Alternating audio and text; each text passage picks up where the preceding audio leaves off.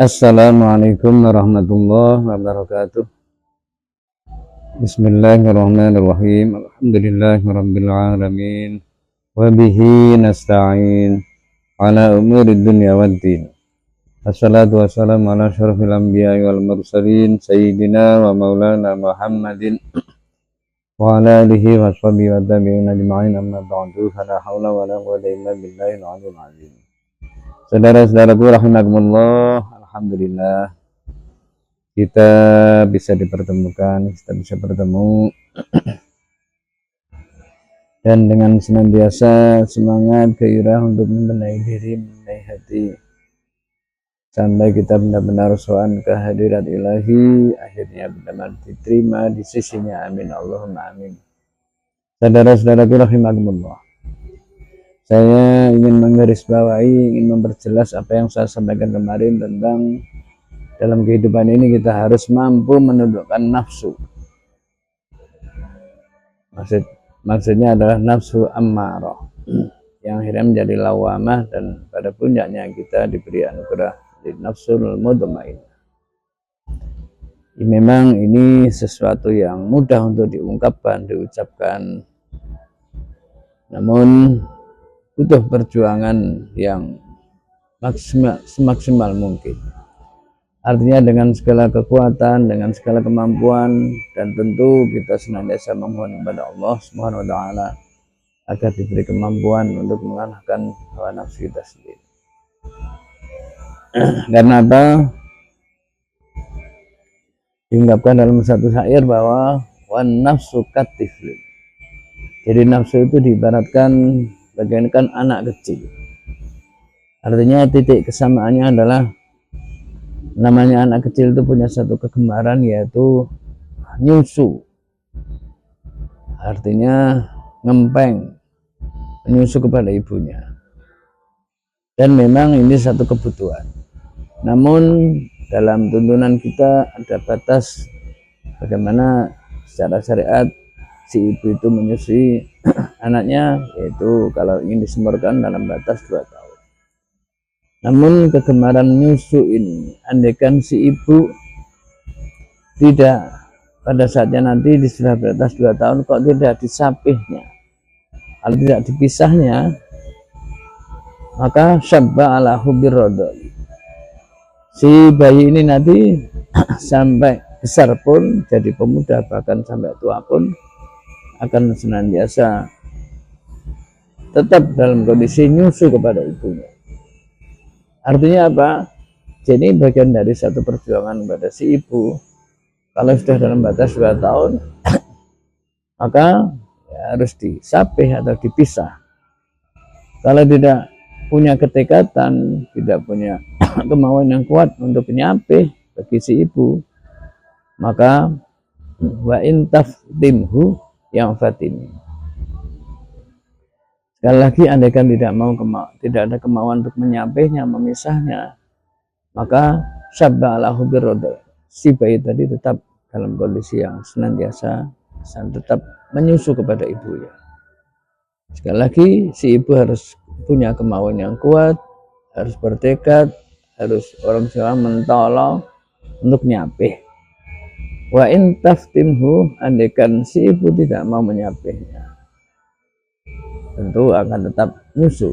Dan sebaliknya, kalau mau menyapihnya, maka tentu juga si bayi tadi akan mau memutus untuk tidak minum susu itu. Nah, dari ungkapan itu jelas bagi kita diibaratkan si ibu yang di saat sudah waktunya untuk menyapih atau memisahkan susu si anaknya, memisahkan ASI dari si bayi itu, pertama yang harus dilakukan adalah kita harus punya tekad, punya kemauan yang kuat untuk benar-benar memisahkan, untuk menyapihkan dari si bayi tadi. Ini diibaratkan kita dengan nafsu kita. Kita harus punya kemauan yang kuat, punya ketekatan untuk benar-benar memerangi hawa nafsu ammarah. Sekali lagi, kalau tidak punya kemauan yang kuat, ketekatan yang bulat, tentu, karena memang satu perjuangan. Jadi kalau kita bahasakan bahwa si ibu tentu perasaan dengan di saat disape itu si anak kecil meronta-ronta, si anak kecil menangis, si anak kecil protes, dan dengan sekian banyak aksi yang ditampilkan, memang itu bagian dari perjuangan. Inilah yang kita istilahkan dengan harus benar-benar punya tekad, punya kemauan yang kuat. Pokoknya ini harus kita jalankan, harus kita lalui, namanya memisahkan si bayi dari asinya. Ya, sebagaimana kita juga demikian. Kita terhadap nafsu kita harus, pertama yang kita lakukan adalah punya tekad. Nafsu harus kita pisahkan, nafsu amarah pisahkan dari diri kita.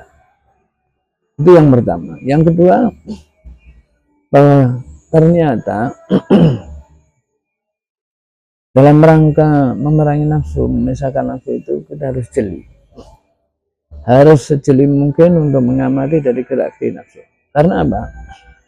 Ternyata nafsu itu juga bisa bergaul, bisa berkumpul, bisa menyatu dengan yang namanya ibadah, dengan namanya perintah Allah.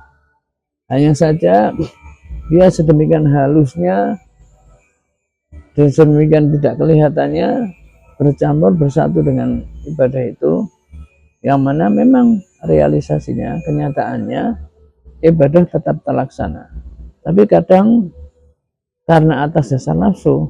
Nah, ini juga harus kita perangi. Jadi dalam rangka memerangi nafsu itu harus secara zahir dan secara batin. Artinya secara zahir, misalnya nafsu malas untuk menjalankan sholat, maka harus kita perangi, kita harus tidak boleh malas. Apakah dengan kita sudah menjalankan sholat sudah selesai nafsunya? Tidak, nafsu tetap bercokol di dalam diri kita. Di antaranya bisa jadi di saat sholat kita dasarnya tidak karena menjalankan perintah, tidak dasarnya karena mematuhi aturan Allah, tapi karena dasarnya nafsu. Satu contoh begini, di saat sudah berkumpul sekian banyak orang untuk menjalankan jamaah, dan terkadang bagi si imam ini karena belum datang yang biasa dinobatkan sebagai imam, maka dari sekian banyak jamaah itu biasanya orang Jawa ngarani oyo-oyoan, nggak ada yang mau. Maka bagi seseorang yang memang dia layak untuk jadikan imam dan harus tampil, maka niatan pertama, saya tampil untuk jadi imam karena memang syariat atau Allah memerintahkan saya untuk tampil jadi imam, karena kelayakan yang saya punya, misalnya karena dia seorang hafid, seorang banyak hafalannya, seorang yang fasih, seorang yang faqih, seorang yang qira'i, lebih-lebih orang tua. Artinya jangan sungkan-sungkan kalau memang dia sudah layak menjadi imam. Dia harus maju tampil imam, pertama maju, kedua niatannya semua ini karena diperintah oleh syariat, diperintah oleh aturan agama. Tidak karena niatan misalnya, wah ini saya harus maju karena semuanya ini goblok semua, saya yang paling pantas untuk jadi imam. Tidak begitu. Tidak sombong, tidak karena merendahkan orang lain, tapi karena atas dasar perintah dari syariat, perintah dari Allah Subhanahu wa Ta'ala. Termasuk juga ibadah-ibadah yang lain. Semua ibadah yang diwajibkan kepada kita, ini kan pada dasarnya harus dilakukan dengan ikhlas lillahi ta'ala. Nanti pada niatan awal kok kita tidak lillahi ta'ala karena lin nafsi, agar supaya dipuji misalnya, atau agar supaya tidak dicaci maki, atau ada tendensi yang lain yang semua di luar dari koridor kita patuh kepada perintah Allah, maka itu semua adalah karena nafsu. Itu juga harus kita perang, harus kita luruskan niatan ini bagaimana agar supaya sesuai dengan tuntunan Allah, niatnya benar-benar ikhlas lillahi ta'ala. Maka itu yang harus kita lakukan. Jadi tidak karena nafsu, karena begini, meskipun secara casing, secara kasat mata kelihatannya beribadah, sholat, berbuat kepada orang lain, misalnya berbuat baik kepada orang tua, tapi kalau semuanya niatannya karena nafsu, itu juga akan menjadi satu amal yang tidak diterima di sisi Allah. Na'udzubillah, na'udzubillah. Artinya apa? Itu sama halnya kita juga patuh kepada nafsu. Oleh karena itu sekali lagi kita harus jeli, teliti atas dasar apakah kita melangkah, atas dasar apakah kita berbuat, kita berinteraksi, kita apa yang kita lakukan, semua harus atas dasar diperintah oleh Allah, semua harus atas dasar tuntunan Allah, tuntunan Rasulullah, tidak karena atas dasar nafsu, tidak atas dasar karena dirayu oleh nafsu, dibimbing oleh nafsu, akhirnya kita berbuat. Kalau demikian itu adanya, maka harus kita luruskan, harus kita benarkan, harus kita sesuaikan dengan perintah Allah. Di antaranya saya contohkan tadi. Kalau kita mau demikian dan kita melatih diri, membiasakan demikian, tentu nanti ibadah kita akan benar-benar diterima di sisi Allah karena memang benar lillahi ta'ala. Ini kan saudara-saudaraku, dan ini sangat penting dan ini sangat urgent. Setiap hari kita bersinggungan dengan masalah ini.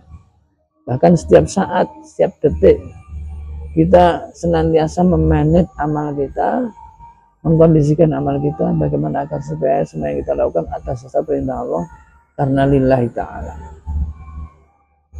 Sekali lagi, andaikan kita bisa demikian, tentu ini satu anugerah yang luar biasa, tentu satu pandang dari Allah SWT. Demikian saudara-saudaraku, semoga kita benar-benar dijadikan hamba yang dalam rangka beribadah, dalam rangka beraktivitas semua atas dasar perintah Allah dan akhirnya diterima insya Allah. Amin Allahumma amin. Wal afu minkum. Wassalamualaikum warahmatullahi wabarakatuh.